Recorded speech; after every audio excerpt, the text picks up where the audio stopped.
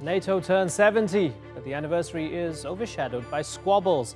World leaders gathered in London this week, but many wonder if the alliance is still the West's best defense, or is it obsolete? I'm Imran Garta, and today on the Newsmakers, we ask if NATO is still necessary.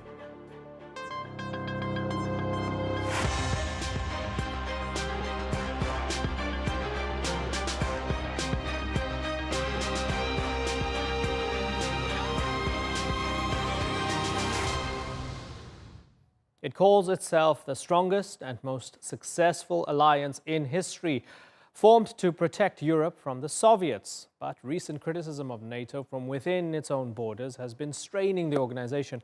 French President Emmanuel Macron's description of NATO as brain dead hung over this week's summit to mark 70 years. Donald Trump, who's been highly critical of NATO members in the past, said the organization still serves a great purpose. And Secretary General Jens Stoltenberg said perceived fissures were perfectly normal. Disagreements will always attract more attention than when we agree. And that's in a way how our open, free, democratic societies work. So I don't complain about that. That's just a fact. Second, there has been disagreements in NATO as long as this alliance has existed.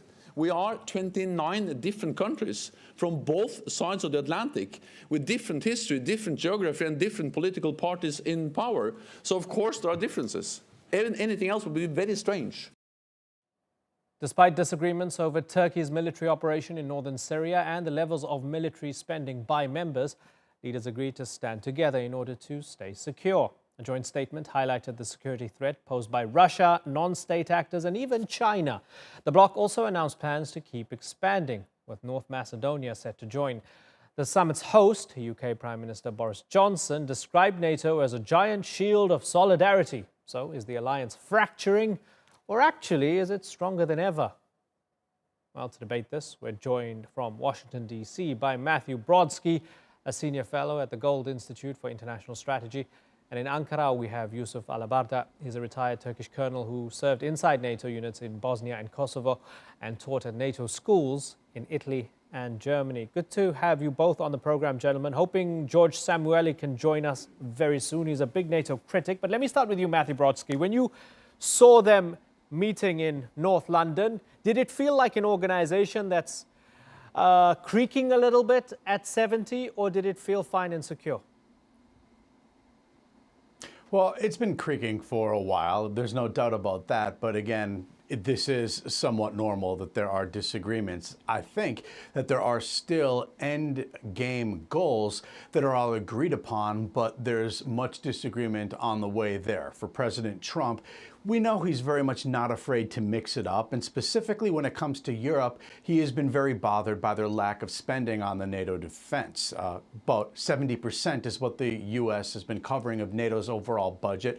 When President Trump came in, as he makes quite clear, only 2 of the 29 nations were spending the 2% of their annual defense budget on NATO. Now that's up to 9. It gains $130 billion more to the defense budget for the entire organization. So this is something that President Trump is happy about, but he's also rather annoyed with the approach that Europe is taking currently, specifically France and Germany, which he tends to single out when it comes to the issue of Iran. And this is something that he is having many issues wrapped up together, and this was the format he chose to take it out. Yeah, and these things are all intertwined in a security and economic sense. Yusuf Alabarda, we're in a situation where we have NATO members accusing the other of supporting terrorists, right? Is it possible to actually have a common security umbrella when this is happening?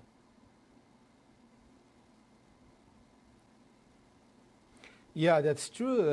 Under the security umbrella of the NATO, all parties should stand in accordance with the alliance rule. But when it comes to the truth, that we can easily see that every nation is pursuing its own goals other than the NATO's goals. And Turkey is sacrificing too much about this issue. Let's remember that in the Charlie Hebdo terrorist attack, Turkey extended its condolences at the prime minister level on the streets of the Paris. But when it comes to Turkey, let me remind you that in last 2 months, the Turkish citizens lost their lives in the cities of Akçakale, Suruç, Şanlıurfa, Nusaybin because of the YPG terrorist attacks. And Turkey wants it that Turkey is fighting against terrorism and should be considered the terrorist attacks. But when it comes to the reality that Mr. Macron hosts them at the Champs-Élysées Palace, and that cannot be accepted under the umbrella of the alliances of the NATO. For this reason, Turkey is trying to create an awareness and change a mindset fighting against terrorism, because Turkey is the country who fought against terrorism together with the United States when the September 11 has occurred inside Afghanistan. And from so far on, Turkey served in Bosnia, in Kosovo, in Afghanistan, in Somalia, in maritime, in many areas, fighting against disorders and terrorism. For this reason, hosting the terrorists that one ally calls them at least as a terrorist organization, and on the field you can observe that Turkey is losing their citizens on the street because of the bombings of the terrorists cannot be acceptable. Right. For this reason, maybe NATO needs Right. more change in the strategy. I wonder if Turkey is considering whether this is too difficult to keep this balance between its commitments and its friendship to the NATO alliance and its commitment and friendship with the Russians. Is it too much to handle? Does it want to, or does it need to make a choice at some point? Yeah, let me make it clear that even United States and including the French, they clearly stated that Russia cannot be considered as enemy.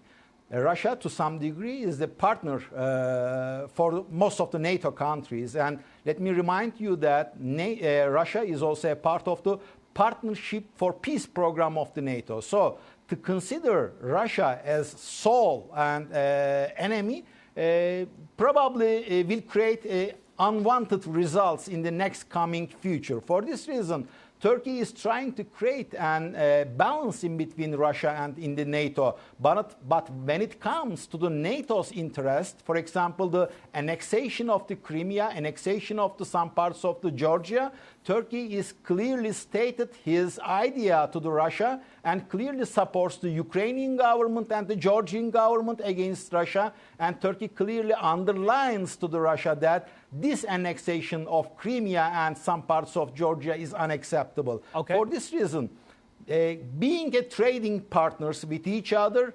cannot be mixed with the goals Understood. of the NATO. And I believe that Turkey is supporting the NATO's goal in terms of security. Okay. I want to ask George Szamuely. Let's join George Szamuely now from Budapest. He's a senior research fellow at the Global Policy Institute and the author of Bombs for Peace, NATO's Humanitarian War on Yugoslavia. George, when you hear that NATO doesn't see Russia as an existential threat, do you accept that? Well, of course, Russia is no existential threat.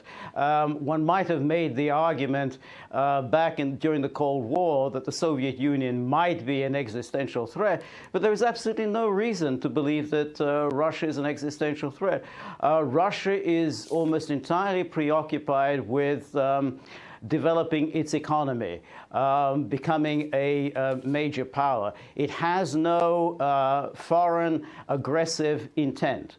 And so, therefore, the attempt by NATO to try to orient its strategy towards countering Russia is a very foolish policy. And it's one that becomes a self-fulfilling prophecy, because the more NATO expands eastward and tries to incorporate as many parts of the former Soviet Union as possible, and that means countries that are actually on the border with Russia, the more NATO is creating security problems for its member states. Okay, well, let's have a little look at the NATO Declaration that came out of the conference. They said Russia's aggressive actions constitute a threat to Euro-Atlantic security. We are addressing and will continue to address in a measured and responsible way Russia's deployment of new intermediate-range missiles, which brought about the demise of the Intermediate-Range Nuclear Forces Treaty and which pose significant risks to Euro-Atlantic security. We remain open for dialogue and to a constructive relationship with Russia when Russia's actions make that possible. Matthew Brodsky, is this all in their heads? Is the Russian threat more imagined than real? What's going on here?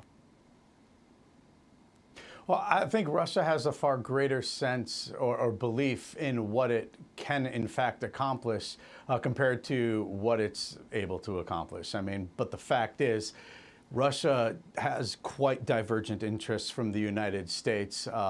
Most of Congress on both sides of the aisle see that position clearly. Frankly, President Trump has a view when it comes to Russia and when it comes to Turkey on the utility of both those alliances that is at odds with the rest of Congress, generally speaking. And again, that's getting both sides of the aisle together, which is increasingly difficult to do in our political climate.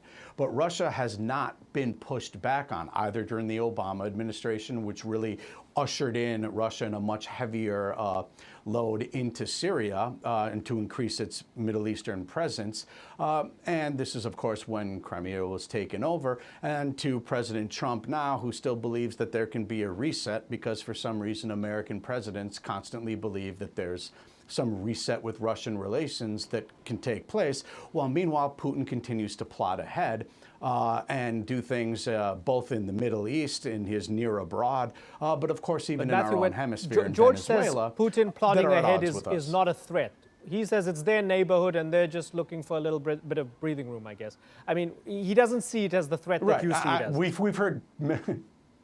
Right, of course. But we've heard these type of statements from basically every two-bit dictator in the 20th century. They say the exact same thing. And what Russia is doing is quite aggressive. The fact that they've been barrel bombing civilians in Syria with reckless abandon is pretty crazy. So to say that they're not a threat requires the U.S. then to just simply readjust all of its thinking as far as what friendly nations do and what our allies should do. Right, well, let's look at the history of it. The invasion of Syria took place under the auspices of the Obama administration. The Obama administration illegally invaded Syria. Russia is present in Syria legally at the invitation of the internationally legally recognized government of Syria. Whatever Russia does in Syria, it does in accordance with international law. Of Syria? What is he talking other about? than the United States. The United States, excuse me, the United States is present illegally in Syria, and Trump's claim that he's guarding the oil fields is actually theft. According to international law, it is theft because these are oil fields that belong to Syria and not to the United States. Okay, I want to take a step back for a second. Yusuf Alabarda, I want to look at the different interests that everybody has. I'm gonna put aside all the sort of NATO is brain dead, no, you're brain dead talk, or even the little gossip clip that we had where Trudeau was saying we saw Trump's staff's jaws drop to the floor and all of that. Let's set aside all the gossip, right? When we look at the actual tangible statements that have come out of everybody making this alliance, making up this alliance, we have Trump, for whom this seems to be a business alliance. He talks about nations not paying up and meeting the 2% target. We have the Western Europeans who talk about terrorism, and for them it's also about projecting power and a sense of relevance in the year 2019, right? About the old order of things and how great their nations are, France and Germany and so on. And then the nations further to the east, for whom it's either Turkey or others in the Baltics, etc., for them NATO means existential survival in many ways. It's very different to an idea of paying 2% or whatever. Can you actually maintain an alliance like this when the interests are so divergent among the members?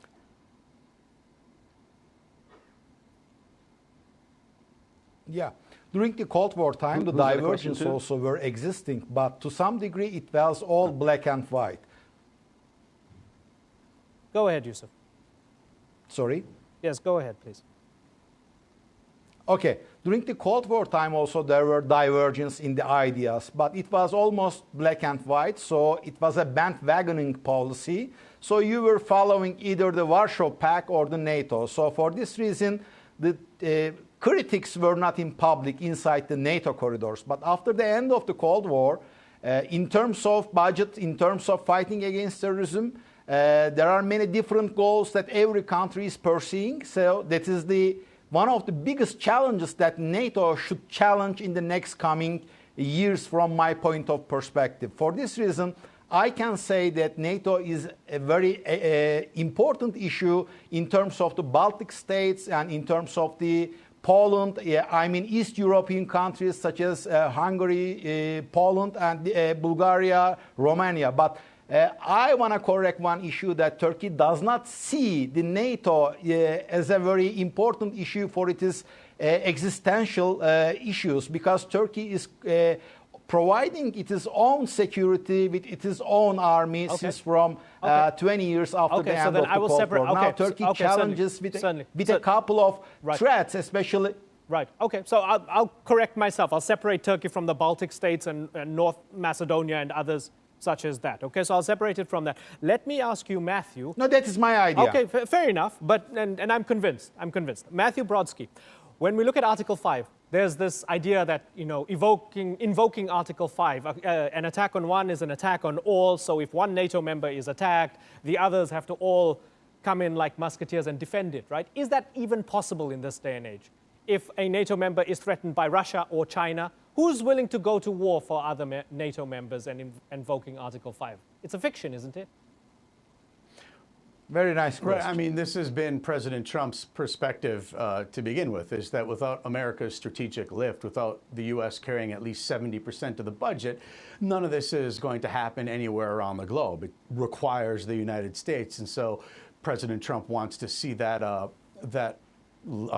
playing field leveled out. But it's still something that he's hopeful he can get to and wants to see improvement on. But the fact is, NATO as an alliance still is important. The reason that everything has come to a head more or less right now is because, yes, Russia is not seen on the same threat level as Iran. Iran is the main issue that this administration is facing right now. And from Trump's perspective, the fact is Europe is going against his policy, is reaching out with this indexed financial trade mechanism, which will try to skirt U.S. sanctions on the very days that Iran is shooting protesters in the streets throughout the Middle East. This is a much bigger priority for the administration. Got it. George, unfortunately, you joined the program a little bit late, and we don't have much time left. We have 45 seconds left on this segment. I want you to wrap this segment up for us, George.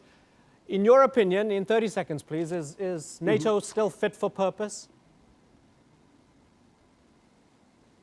No, I think what's needed now, and what was needed already 30 years ago following the dissolution of the Warsaw Pact, is a new security architecture for Europe, one that ensures the security of all countries. And NATO, as it's currently constituted, poses a serious threat to Russia. And as long as NATO continues expanding the way it is, Russia will continue to feel encircled, and that's how wars start, when one power feels encircled. And I think that was an opportunity was missed at the end of the Cold War, and it's now even more badly needed than it was then. Okay, good to get your myriad perspectives. George Szamuely, Matthew Brodsky, and Yusuf Alabarda, thanks for joining us here on the Newsmakers.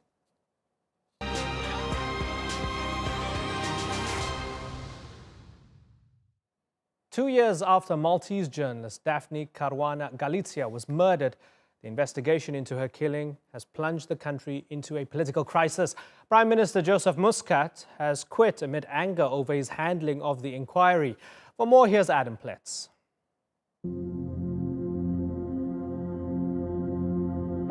Malta's Prime Minister, Joseph Muscat, will resign in January over investigations into the assassination of journalist Daphne Caruana Galizia. She was killed in a car bombing in 2017, which government officials have been linked to. Demonstrators want Muscat to step down now, and the main opposition party says it will boycott Parliament until the Prime Minister has left office. Joseph Muscat needs to understand not only the cry of the people, the plea of the opposition, but every single institution, organisation, constituted body in Malta which is telling him, leave now. Maltese multimillionaire businessman Jorgen Fennick is charged with complicity in Galicia's assassination. But he alleges that the Prime Minister's Chief of Staff, Keith Kembry, is the real mastermind. Kembri and other government officials have resigned, but all deny wrongdoing. Galizia had implicated them in corruption linked to the Panama Papers offshore banking affair. An EU delegation is urging an independent inquiry into her murder. We have made it very clear that there is a problem. This is not just between the Prime Minister and the Maltese people, this is also between Malta and the European Union. Cooperation within the European Union is based on trust, and I think it is very evident to everybody that that trust has been very seriously damaged. EU heads of state are due to meet on December the 12th, but will Muscat survive that long? Adam Pletz, The Newsmakers. Earlier this week, I spoke to the son of Daphne Caruana Galizia, Andrew. I began by asking him whether we're getting any closer to justice for his mother, for his family, and his country. We've never been closer to justice for all three. We spent 2 years suspecting that the Prime Minister's office might have had a hand in my mother's assassination.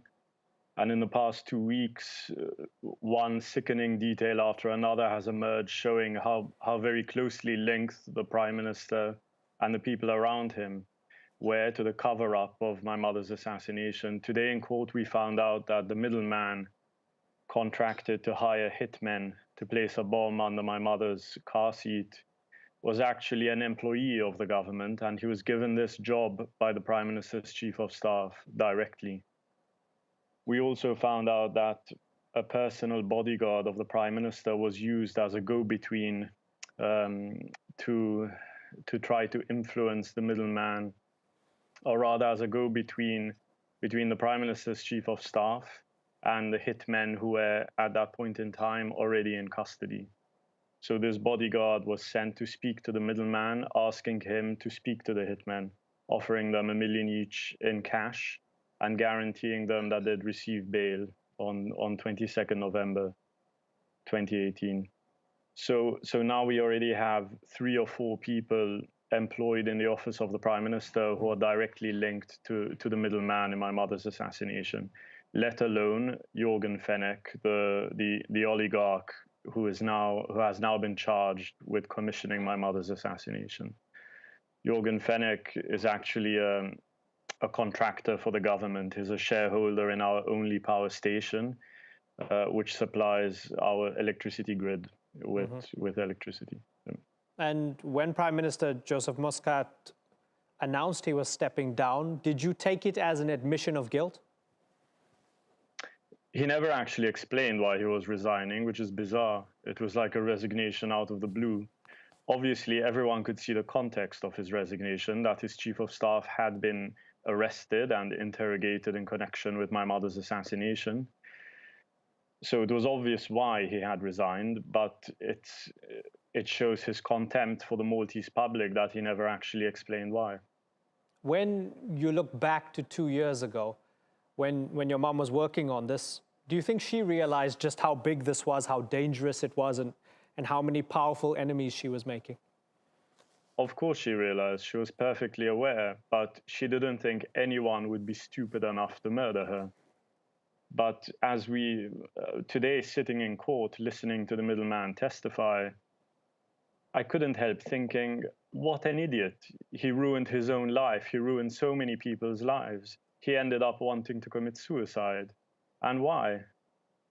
And my mother thought no one would be stupid enough to do that. But unfortunately, there are enough people in Malta who didn't realize what murdering a journalist really means and what the consequences of that would be. Did the fact that they thought that they would get away with it tell you all you need to know about the level of corruption in the country also? Yes, and the more people testify, the more we realize that these people believed that the Maltese police would never be able to crack this case. So the middleman in court today testified that he went to speak to the man who commissioned him in a panic, saying, now they've brought in the FBI, what are we going to do? And the man who commissioned him said, what are you worried about?